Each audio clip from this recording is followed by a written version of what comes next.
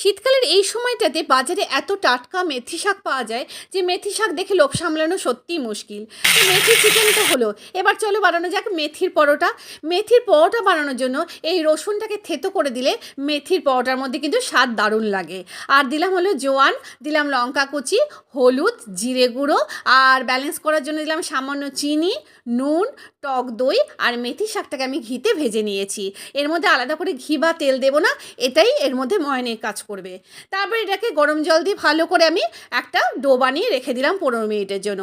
15 minute পর লেচি কেটে এটাকে আমি পরোটার আকারে বেলে নেব। বেলা হয়ে গেলে দু পিঠ ভালো করে আমি সেঁকে নিয়ে ওপর দিয়ে ঘি মাখিয়ে দেবো। এই মেথির পরোটাটা না বেশ একদিন দুদিন কিন্তু থেকে যায়।